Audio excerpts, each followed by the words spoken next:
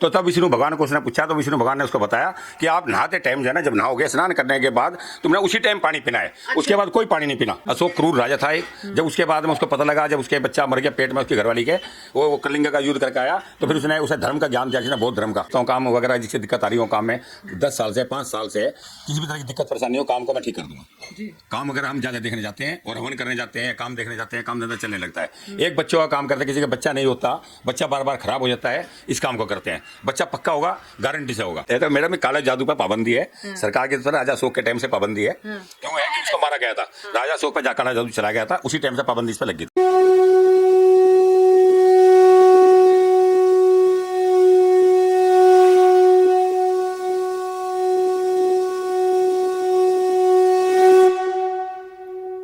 नमस्कार, बहुत बहुत स्वागत है आपका। देशवाणी देख रहे हैं आप। हमारे साथ में जो है रघुवीर बाबा जी हैं, उनसे जो है वो बात कर लेते हैं। मैं श्री श्री 1008 ज्योतिचार्य धर्माचार्य महंत रघुवीर जी। साल भर में बहुत सारी एकादशी आती हैं, अगर बात करें आचार्य जी, लेकिन निर्जला एकादशी को बहुत ज़्यादा बड़ी एकादशी माना जाता है। जगह जगह जो है वो जलपान करवाया जाता है। महत्व क्या है और इसका अगर व्रत कोई रखता है तो उससे क्या फायदे होने वाले?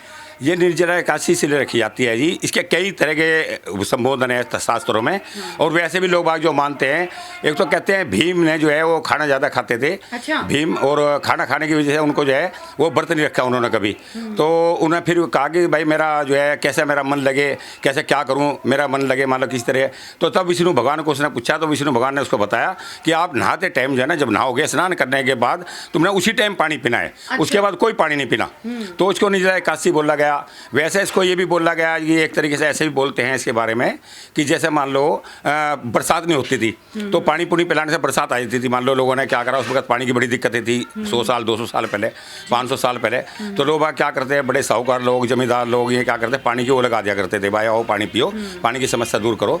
इस तरीके से होता रहता था जी। ठीक है, तो इसलिए बोला गया इसको। वैसे भीम का भी बताते हैं कि भीम ने जो है इस तरीके से भीम ने फिर वरदान दिया, तो उसने पानी पिया। मान लो उसके इसका व्रत के बहुत महत्व हैं जी। जो इसके व्रत के महत्व हैं वे इतने हैं कि अगर जो आदमी व्रत रखे इसका निर्जला, मान लो कुछ नहीं, सुबह ही पानी पी सकते हो, सुबह 4 बजे, उसके बाद आपने कुछ पानी नहीं पीना, कुछ नहीं खाना पीना, रात को ही खाना पीना, फिर उसका बहुत महत्व है। उसके बाद अगर जो इसके दिन तुलसी के 2 फेरे लगा लें, निर्जला से तुलसी के 2, 5, 6 या 7 जो भी हो सके तुलसी के चक्कर काट लें, तो उससे और ज़्यादा महत्व बढ़ जाएगा इसका, और ज़्यादा ऊर्जा मिलेगी पॉजिटिव। इसका ये महत्व है जी। भगवान कृष्ण से जोड़ के देखा जाता है एकादशी को। विष्णु कृष्ण एक ही हो गए ना जी। तो विष्णु कृष्ण वो कृष्ण ही थे उस टाइम पे, तो भीम के टाइम पे कृष्ण ही थे। तो उन्होंने उसको रास्ता बताया कि तू ऐसा कर भाई। तो जब उन्हें भीम ने ऐसा करा, वैसे जो है ज़्यादा खास कर तो इसका होता है जी ये बरसात की वजह से, कि बरसात नहीं आती थी, 100 साल तक सूखा पड़ा उस टाइम पे। 100 साल तक श्राप मिल गया था कि 100 साल तक सूखा पड़ेगा। तो उसमें तराई तराई मची थी। तो जब वो देव ऋषि जो थे, देव ऋषियों ने जो तपस्या करी, तो माता रानी ने शताक्षी का रूप धर के उनको 100 नेत्रों से एक साथ देखा, जो दुर्गा सप्तमी में दिया गया है। तो उन्हें 100 नेत्र देखने बाद में तब बरसात हुई थी। तो इसलिए जो है लोगों ने पानी पुनी पिलाना शुरू करना, ये करना, ये जगह जगह मेडी बनवाना, कुएं बनवाना। वो अशोक के टाइम पे, राजा अशोक थे उस टाइम पे, तो ये बिल्कुल भी कुछ नहीं था। अशोक क्रूर राजा था एक। जब उसके बाद में उसको पता लगा, जब उसके बच्चा मर गया पेट में उसकी घरवाली के, वो कलिंग का युद्ध करके आया, तो फिर उसने उसे धर्म का ज्ञान दिया, जिसने बौद्ध धर्म का। तो उसके बाद में उसने जगह जगह कुएँ खुदवाए, और प्लस जो है उसने ये कुएँ मेड मारे दुनिया भर के यहाँ बनवाई उनने उसके बाद में, और मंदिर मुंदिर भी बनवाए। तो वैसे तो अशोक हिंदू धर्म का था, चक्रवर्ती सम्राट थे, बाकी उसके बाद कोई चक्रवर्ती सम्राट नहीं हुआ। आचार्य जी, अगर बात की जाए, चावलों को निषेध माना जाता है, उसके पीछे का क्या कारण है? एकादशी को चावल खा सकते हैं जी। आप जगन्नाथपुरी जाओ, चावल का प्रसाद बनता है 12 महीने वहाँ। चावल तो कुछ अगर बात करें, कुछ धर्मगुरु कहते हैं कि चावल जो है वो निषेध होते हैं, एकादशी पे चावलों को ग्रहण नहीं करना चाहिए भोजन के रूप में, वो बोलते हैं जी। बाकी चावल तो हमें तो देखो लगता नहीं पड़ेगा। मैं आपको बताऊं, चावल बहुत अच्छी चीज़ है। चावल माथे पर सजता है विष्णु के, और सभी देव देवता मानते हैं, और प्रसाद इसका बहुत मंदिरों में प्रसाद बनता है चावलों का। और ये आप साउथ की तरफ जाओ, ये अपने इधर की तरफ जो है कुछ लोगों ने कुछ लोगों ने अफवाह उड़ा रखी जी। आप हमारी तरफ जाओ, इधर ये हमारी तरफ रामलीला होती है। आप और दे जाओ, असम में जाओ, बंगाल में जाओ, आप ये साउथ में जाओ, सारे के सारे दुर्गा की पूजा करते हैं। दुर्गा की पूजा उसकी मूर्ति का उसके बाद विसर्जन कर देते हैं ये। और हमारी तरफ इधर रावण को जलाते हैं। तो सबका अपना महत्व है। देखो जी, मैं ज़्यादा बीमारियां देखता हूँ, बीमारी से बीमारी देखने जाता हूँ अस्पतालों वगैरह में। कोई बीमार हुए टू जेड ज़्यादा परेशान हो बीमारी से, कोई पीड़ित हो, महीने भर से 2 महीने से बीमार पड़ा है, उसको ठीक कर देंगे जी। अच्छा, जो जवान आदमी मतलब 50-60 साल तक का, 80-90 को कहो तो देखो थोड़ा आराम मिलेगा, ज़्यादा नहीं मिलेगा। और एक काम मैं बहुत देखता हूँ, काम वगैरह जिससे दिक्कत आ रही हो काम में 10 साल से 5 साल से किसी भी तरह की दिक्कत परेशानी हो, काम को मैं ठीक कर दूँगा। काम वगैरह हम ज़्यादा देखने जाते हैं और हवन करने जाते हैं, काम देखने जाते हैं, काम धंधा चलने लगता है। एक बच्चों का काम करते हैं, किसी का बच्चा नहीं होता, बच्चा बार बार ख़राब हो जाता है, इस काम को करते हैं। बच्चा पक्का होगा, गारंटी से होगा। 6 महीने का टाइम देंगे, 6 महीने के अंदर बच्चा उसको रुक जाएगा। उसके बाद हमारी गारंटी 6 महीने तक की, मान लो 6 महीने के अंदर रुकना है बच्चा उसको। और भी कई बीमारियां, मान लो जैसे जॉइंटिस है, पथरी है, पीलिया है, तो मैं 30-35 साल से दवाई देता हूँ उनकी। जॉइंटिस की बहुत अच्छी दवाई है मेरे पास, पथरी गुर्दे की पथरी की बहुत अच्छी दवाई है, गारंटी की दवाई है, वो फ्री देते हैं हम, नो चार्ज उसका। कनखल में एक दादू बाग है, कनखल के दादू बाग जगह है, उसमें स्वामी छत्रपति विष्णुदास संस्कृत महाविद्यालय है। तो उसमें मैं काफ़ी साल रहा। काफ़ी साल रहने के बाद में वहीं से एक महाराज जी मेरे को गुवाहाटी ले गया, असम ले गए। वहाँ मैं 10-12 साल वहाँ असम में रहा जी। फिर 5 साल का था जो मैं हरिद्वार कनखल गया, उसके बाद में असम चला गया जी। असम में साधु संतों के बीच में रह के मैंने शक्तियाँ प्राप्त करी। उन्होंने मेरे को काफ़ी शक्तियाँ दी हैं, बहुत अच्छी शक्तियाँ, बहुत पॉजिटिव एनर्जियाँ हैं। मान लो आप देखो कोई भी परेशानी नहीं हो, अभी आपको किसी को बवासीर हो, एक पानी देंगे बना के पीते आराम मिल जाएगा, खून बंद हो जाएगा। जबकि डॉक्टरी इलाज में अगर जो मान लो ऑपरेशन करते हो उसके बाद भी बवासीर आ जाती है। पथरी का भी ऐसा ही है, गुर्दे की पथरी का आप ऑपरेशन करा लोगे, थोड़े दिन में फिर पथरी बन जाएगी। तो हमारी दवाई जो है 5-4 साल तक पथरी नहीं बनने देगी। और बवासीर भी लंबे टाइम तक ठीक हो जाएगी। गारंटी तो जीवन भर की नहीं है, बाकी 2-4 साल 5 साल तक नहीं होगी। फिर पानी अगर दे देंगे ऊर्जा का वाला पानी, तो सब पथरी ठीक हो जाएगी।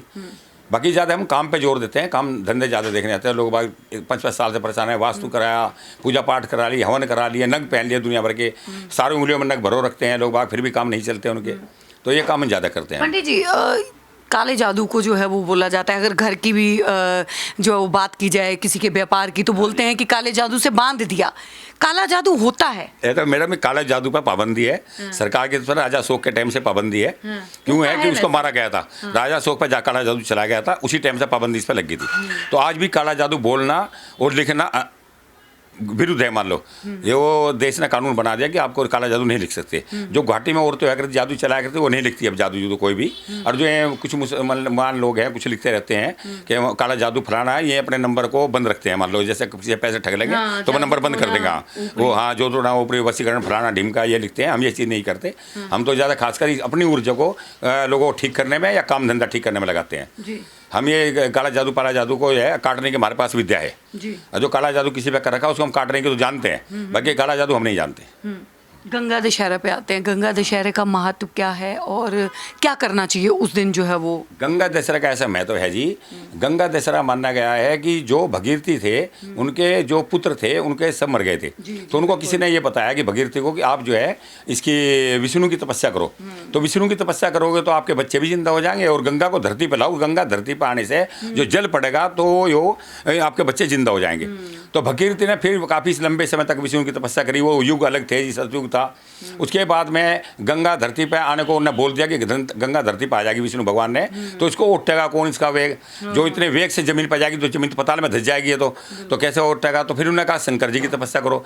फिर भगीरथी ने शंकर जी की तपस्या करी जी। शंकर जी की तपस्या करने के बाद में शंकर जी ने कहा ठीक है मैं उठ लूँगा इसका वेग। तो तब शंकर जी ने इसको अपनी जटा में वेग उठा क्योंकि एकदम। तो गंगा कहती है कि मैं शंकर जी को लेकर पताल में धस जाऊँगी। तो शंकर जी बोले बांध दिया उसको। तब उनने एक जटा अपनी निचोड़ी तो ये पूरी गंगा उसी से निकली है। शंकर जी की एक जटा निचोड़ने से गंगा निकली है। तो इसका इसलिए महत्व ज़्यादा है कि इसमें नहाने से, इस दिन नहाने से, वैसे तो नहान बहुत आते हैं, कार्तिक में नहान आता है और आता है, बाकी इसका ज़्यादा महत्व है। वो इसलिए महत्व है कि भगीरथी ने इस दिन तपस्या पूरी हो गई थी उसकी और गंगा धरती पर उतरी थी जी, इसलिए इसका महत्व है जी। बहुत बहुत धन्यवाद पंडित जी। तो देखिए हमारे साथ में पंडित जी जो है वो जुड़े थे। समय का थोड़ा अभाव है, पंडित जी को भी कहीं जो है वो जाना है। आप लोगों के कोई सवाल हैं ज्योतिष से लेके, अपने व्यापार को लेके, अपने घर को लेके, किसी भी तरीके का अगर आपका कोई सवाल है आप कमेंट सेशन में हमें ज़रूर लिखिएगा। आपका जो सवाल होगा उसको लेके पंडित जी से हम एक बार फिर से जो है वो रूबरू होंगे। तो पंडित जी अगर आपसे संपर्क करना हो तो क्या जो है वो आपका फ़ोन नंबर रहने वाला है और कैसे आपसे संपर्क? मेरा नंबर है मैडम 9643534342। संपर्क सूक्त नंबर है, फिर से दोहरा रहा हूँ 9643534342। जी। बाकी आप लोगों का बहुत बहुत धन्यवाद जी। आप लोग बहुत बहुत धन्यवाद पंडित जी। और नंबर आपको मिल गया है, आपकी समस्या है तो बिल्कुल जो है संपर्क कीजिएगा। बने आप देख रहे हैं देशवाणी, दहाड़ ही काफी है।